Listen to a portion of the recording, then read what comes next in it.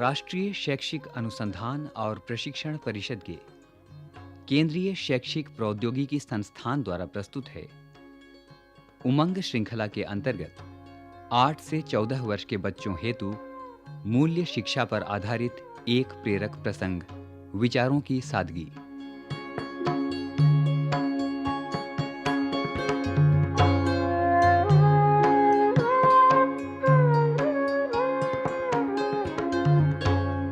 इन दिनों अतुल बहुत खुश है। खुश क्यों ना हो, गांव से उसके दादाजी आए हुए हैं। दादाजी का गांव बहुत दूर है। हर साल छुट्टियों में अतुल वहां नहीं जा पाता।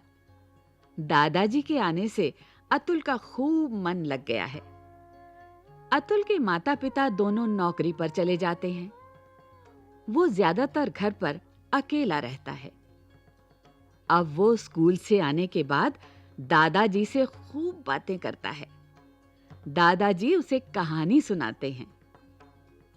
अतुल के दादाजी बड़े अनुशासन प्रिय हैं।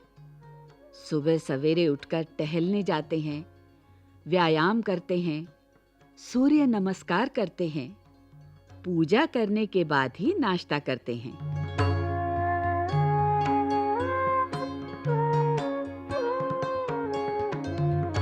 एक दिन दादाजी अतुल से महापुरुषों की सादगी के बारे में बात कर रहे थे।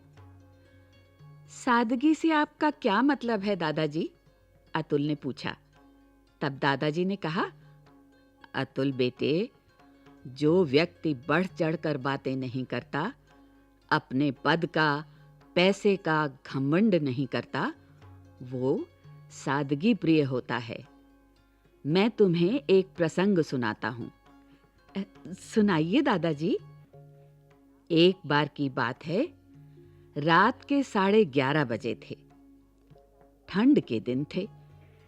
इलाहाबाद रेलवे स्टेशन पर एक गाड़ी आकर रुकी। उससे एक युवक उतरा। सांवला रंग, ऊंचा कद। वो खद्दर की धोती और कुर्ता पहने था। उसके पांव में चप्पल थी। गाड़ी कई घंटे लेट थी। इसी से आधी रात का समय हो गया। उस युवक ने स्वयं अपना सामान कंधे पर उठाया और स्टेशन से बाहर आ गया। युवक तांगे वाले के पास पहुंचा और उसे आनंद भवन चलने को कहा।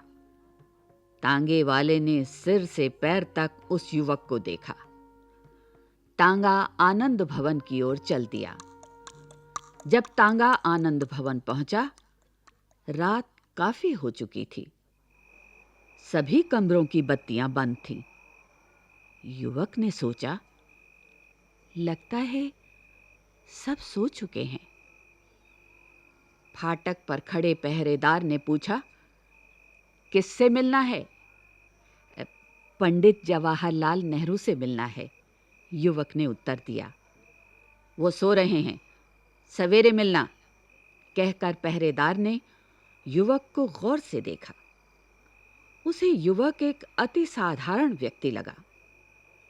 पहरेदार ने युवक के लिए ना कोई कमरा खोला, ना सोने के लिए चारपाई दी।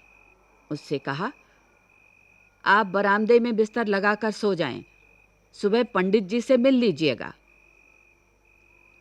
ठंडी हवा चल रही थी। युवक दमे का मरीज था। फिर भी युवक ने पहरेदार की बात मान ली। वहीं बरामदे में बिस्तर लगाकर लेट गया। जैसे जैसे रात बीती, ठंड बढ़ती गई। युवक ने खांसना शुरू कर दिया। युवक ने खांसी को रोकने का प्रयत्न किया, पर खांसी न रुकी। रात का सन्नाटा था। खांसी की आवाज नेहरू जी के कमरे तक पहुंच गई। जवाहरलाल नेहरू की नींद खुल गई। सोचने लगे, आधी रात को ये कौन खांस रहा है? खांसी की आवाज बराबर आ रही थी। नेहरू जी से रहा न गया, तो उन्होंने अपनी खिड़की में से पूछा, चौकीदार, ये कौन खांस रहा है? एक आदमी आया है। आपसे मिलना चाहता था।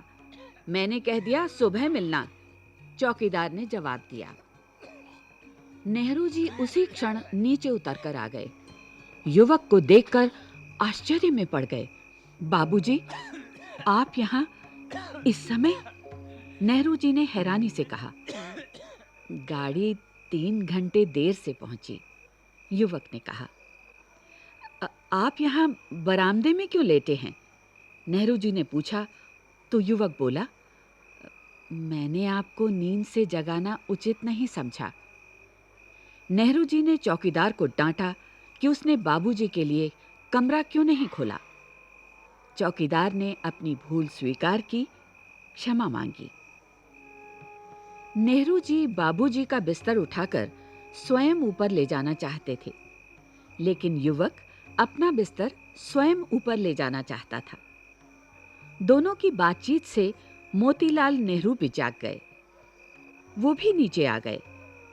युवक को देखकर वो भी आश्चर्य में पड़कर बोले, बाबूजी, आप इतनी रात गए? आने की खबर दे देते, मैं मोटर भेज देता। आप परेशान न हो, मुझे यहाँ तक आने में कोई असुविधा नहीं हुई, युवक ने कहा। तभी नेहरू जी बोल पड़े, आपने हमें लिखा क्यों नहीं कि आप आ रहे हैं? मैं स्वयं आपको लेने स्टेशन आ जाता। मैं अपने कारण आपको कष्ट नहीं देना चाहता था। मुझे अफसोस है कि मेरे कारण इस समय आप लोगों की नींद खराब हुई, युवक ने कहा। हमने सादगी पसंद लोग देखे हैं, पर आपकी जैसी सादगी कहीं नहीं देखी बाबूजी। आपकी सादगी एक मिसाल है, मोतीलाल जी ने कहा। ये युवक थे बाबू राजेंद्र प्रसाद, जिन्हें प्यार से सब बाबूजी कहकर बुलाते थे, जो आगे चलकर हमारे देश के प्रथम राष्ट्रपति बने। दादाजी, आपने बहुत अच्छी बात बताई। मैं कल अपने दोस्तों को यही घटना सुनाऊंगा। केवल सुनाना नहीं, ऐसे महापुरुषों के जीवन से हमें सीख लेनी चाहिए, दादाजी बोले। आप ठीक कहते हैं दादाजी, कहकर अतुल ने प्यार से अपने दादाजी के गले में बाहें डाल दी।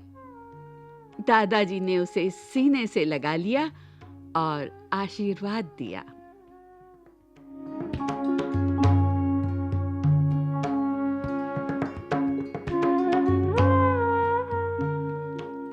विचारों की सादगी। अभी आप सुन रहे थे उमंग श्रृंखला के अंतर्गत एक प्रेरक प्रसंग। विषय संयोजन प्रोफेसर रामजन्म शर्मा, विषय समन्वय डॉक्टर राजेंद्र पाल और डॉक्टर अमरेंद्र बेहरा, आलेख विमला रस्तोगी, निर्माण संचालन प्रभुदयाल खट्टर, वाचन स्वर मंजू मैनी, ध्वन्यांकन सतीश लाडे और दीपक पांडे, सहयोग दाऊ दयाल चतुर्वेदी तथा निर्माण एवं प्रस्तुति अजीत होरो।